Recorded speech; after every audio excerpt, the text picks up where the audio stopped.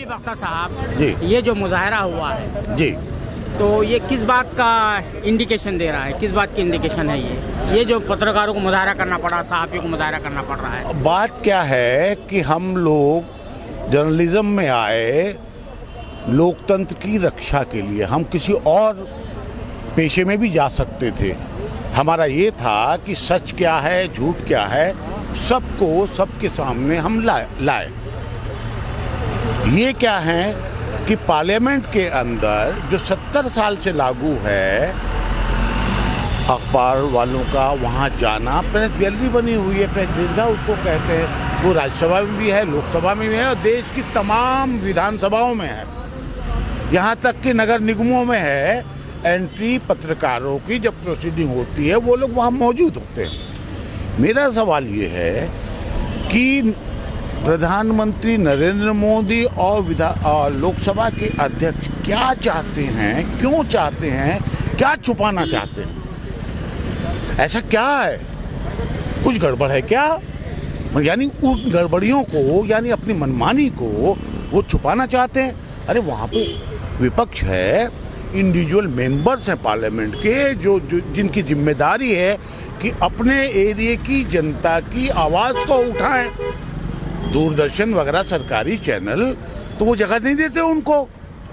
तो हम जैसे लोग, मीडिया के लोग, स्वतंत्र लोग उन लोगों की भी आवाज़ उठाते हैं, उनको भी कवरेज देते हैं। अपोजिशन जो कुछ कहता है उसको हम आप लोगों के सामने लेकर आते हैं। ये उसको रोकना चाह रहे हैं, ये लोकतंत्र को कुचल रहे हैं, पार्लियामेंट के अंदर लोकतंत्र को कुचल कर रहे हैं। और एक बात बताऊं मैं आपको कि जिस संविधान ने इनको पार्लियामेंट का मेंबर बनाया, इनको प्राइम मिनिस्टर बनाया, लोकसभा अध्यक्ष बनाया, उसी संविधान ने प्रेस की आज़ादी दी है, उसी संविधान ने और परंपरा ने विधानसभाओं में, संसद में, राज्यसभा में, लोकसभा में प्रेस दीर्घा दी है कि ये लोग उसको कवर करें। लेकिन आप उसे ख़त्म कर रहे हैं। क्यों ख़त्म कर रहे हैं भाई? मतलब आपके हिस्से का जो चीज़ है संविधान ने जो दिया है वो तो आपको मीठा मीठा खाओ, हप करो और पत्रकारों को बाहर करो। हबीब साहब, अब ये जो कदम उठाया है पार्लियामेंट, जो हाईएस्ट जो है डिसीजन मेकिंग बॉडी है ना, सबसे बड़ी देश की हमारी पंचायत है, ये यहाँ पर इस तरह से हो रहा है, तो इसका जो है जो इफेक्ट है ना, रिपल इफेक्ट जो है कहाँ जाएगा?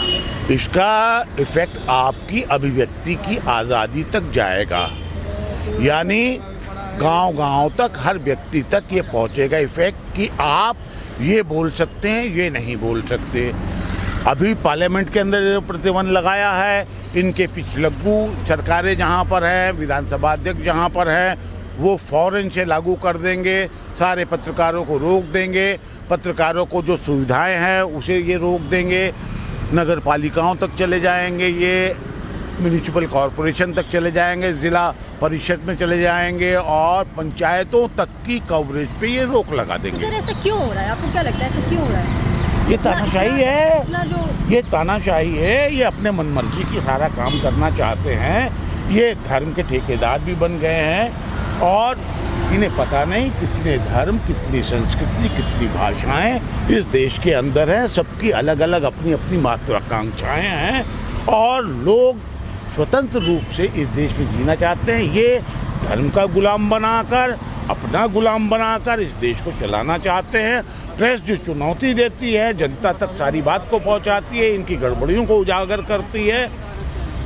आप देख लीजिए ना कितनी तरह की डील हुई, अडानी को क्या क्या बेच दिया, देश बेच रहे हैं और सरकारी मीडिया तो ये नहीं देता।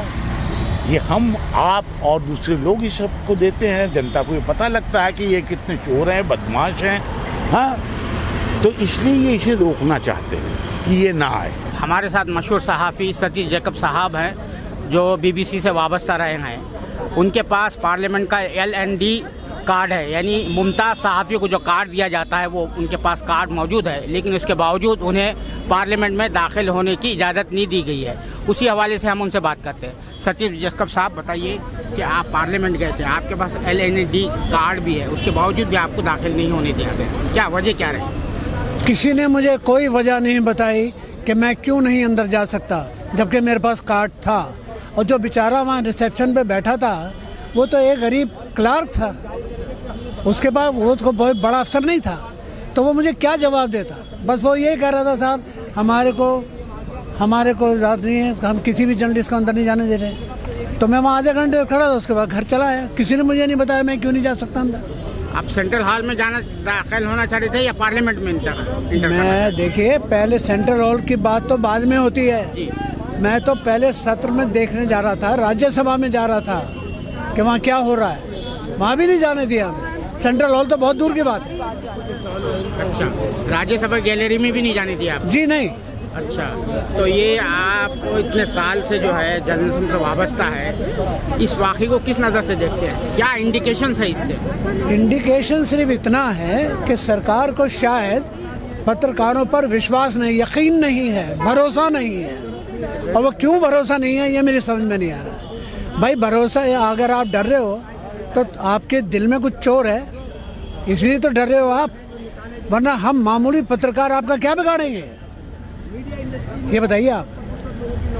ये तो ज़रूरत से ज़्यादा है ना कि आपने अचानक से बंद कर दिया।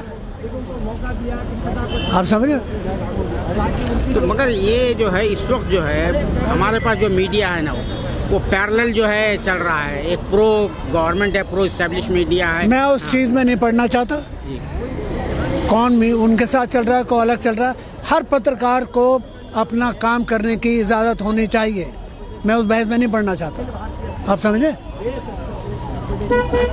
तो ये जो मेन स्ट्रीम जो मीडिया है ज़्यादातर वो आपके हमारे जो आप जो लोग कह रहे हैं उसके तायद में नहीं आ रहा, जिस तरह से उसको उठाना चाहिए। देखिए एक छोटी सी बात, मोटी सी बात यह है, कोई भी पत्रकार, कोई भी जर्नलिस्ट, कोई अगर ऐसी खबर देता है जो कानून के खिलाफ है या नहीं देनी चाहिए तो उसके ऊपर एक्शन हो सकता है, ठीक है। लेकिन अगर वो सिर्फ अपने खबरें दे रहा है, उस खबरों पे आप कैसे रोक लगा सकते हो उसकी?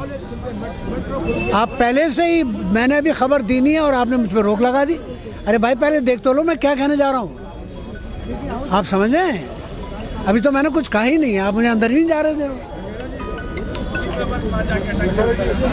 तो ये जो इस तरह की जो यहाँ पे रिस्ट्रिक्शन जो है मीडिया के हवाले पर आ रही है, मुख्तलिफ जगह से आ रही है। अब ये हाईएस्ट जो है लॉ मेकिंग जो है इंस्टीट्यूशन है पार्लियामेंट जो है, और मीडिया को फोर्थ पिलर कहा जाता है। हाँ। तो ये जो इस तरह की जो चीज़ें आ रही है सामने, तो उससे किस तरफ इशारा जा रहा है? आप क्या समझते हैं कि एक जहादीदा सहाफ़ी होने के नाते एक बहुत इंटरनेशनल ऑर्गेनाइजेशन से वाबस्ता रहे हैं, दुनिया भर की जगह आपने कवरेज किया है। अब ये जो सिचुएशन यहाँ पे जो डेवलप हो रही है, जिस तरह से तेज़ी से हो रही है, what do you want to say about it? मैं इसके बारे में कुछ नहीं कहना चाहता। उसकी वजह यह है कि मैं तो सिर्फ इस वक्त यहाँ पर इसलिए हूँ कि हमें काम नहीं करने दिया जा रहा। आप समझ रहे हैं? मैं ज़्यादा लंबा चौड़ा गहराई में नहीं जाना चाहता। आप हमें कम से कम हमें काम करने दो। आप समझ में आया? वो तो दुनिया को मालूम है ये क्या कर रहे हैं और नहीं क्या कर रहे हैं। प्रेस क्लब ऑफ इंडिया के सदर उमाकांत लखेरा साहब हमारे साथ हैं। ये बताइए कि ये जो एहतजाज जो किया गया, मुजाहरा किया गया है, किस मकसद से किया गया है? देखिए, पत्रकारों को संसद में जाने से रोका जा रहा है। 2019 से प्रेस सलाहकार समिति जो लोकसभा की है वो बनी नहीं है, तो पत्रकारों को जो क्लर्क हैं लोकसभा सचिवालय के, उनके भरोसे छोड़ दिया गया है कि क्लर्क तय करेगा कि आप पत्रकार हैं या नहीं है। दूसरा ये कि इन्होंने लॉटरी सिस्टम इंट्रोड्यूस किया है। लॉटरी सिस्टम ये है कि आप 2 दिन करेंगे पूरे सेशन में, उसके बाद पूरे सेशन में आप बाहर हैं। जो परमानेंट पास हैं उन परमानेंट पास को डीएक्टिवेट कर दिया गया। इससे बड़ा अपमानजनक क्या हो सकता है? तो ये सारे मुद्दे थे जिससे पूरा पत्रकार बिरादरी हर्ट है, नाराज हैं, लोग गुस्से में हैं। इसलिए पत्रकारों ने कहा कि इसका एक विरोध मार्च करना चाहिए, इस प्रोटेस्ट करना चाहिए, पब्लिक प्रोटेस्ट का होना चाहिए। इसलिए हम यहाँ इकट्ठा हुए। बहुत धन्यवाद। अच्छा, ये बताइए कि प्रोटेस्ट करने से पहले आपने क्या अप्रोच किया था लोकसभा के स्पीकर से? मैं लोकसभा स्पीकर साहब से खुद मिला। मैंने लोकसभा स्पीकर साहब के साथ खाना खाया टेबल पे। मैंने उनके टेबल पर खाने पर बोला कि देखिए साहब, ये पत्रकार गरीब कौम है, इसको क्यों तंग कर रहे हो आप लोग? ये लोग नौकरी छूट जाएगी, किसी आप लोगों को घुसना बंद कर दोगे तो इनकी नौकरियां चली जाएंगी। तो उन्होंने कहा कि हाँ, बात बिल्कुल सही है। फिर पता लगा कि ये ऑर्डर उनको ऊपर से है। अब पता नहीं भगवान से ऑर्डर है, कहाँ से ऑर्डर है, तो हमें नहीं पता कहाँ से ऑर्डर आया। तो लोकसभा का स्पीकर तो वहाँ का अपना स्पीकर ने ऐलान किया 11-12 जुलाई को ऐलान मेरे सामने ऐलान किया, मैंने 250 पत्रकारों के सामने प्रेस कॉन्फ्रेंस में सवाल किया कि आपने पत्रकारों को क्यों रोका हुआ है, तो कह रहा नहीं वो तो हमने खोल दिया। उसके बाद रिपीट हुआ सवाल, किसी और ने भी पूछा, तब भी वही बोला, तीसरी बार वही बोला, परसों पिछले हफ्ते प्रेस कॉन्फ्रेंस हुई उसमें भी बोला, 12-13 तारीख को प्रेस कॉन्फ्रेंस हुई उसमें भी उन्होंने बोला नहीं। स्पीकर साहब कुछ और बोल रहे हैं, उनका स्टाफ कलर को कुछ और बोल रहा है, तो ये नहीं चलेगा, इसकी लड़ाई लड़ी जाएगी। लास्ट में क्वेश्चन जी। What is your main demand? Our main demand is pre COVID situation में जो पत्रकारों की जो आवाजाही थी, जो प्रेस पास थे, उनको वैसे ही जारी रखा जाए। Thanks sir. पार्लियामेंट में सहाफ़ियों पर पाबंदी के खिलाफ आज जर्नलिस्टों की कई तंजीमों ने एहतजाज किया। इस सिलसिले में एक प्रेस क्लब में एक जलसा भी मुनक़्क़द किया गया और जिसमें हुकूमत से मुतालबा किया गया कि वो जो पाबंदी आयद की गई है उसे ख़त्म करे और जर्नलिस्टों को आज़ादाना तौर पर काम करने की इजाज़त दे। मैं अब्दुल बारी मसूद, सालार न्यूज़ के लिए कैमरामैन ज़ीशान राही के साथ, नई दिल्ली।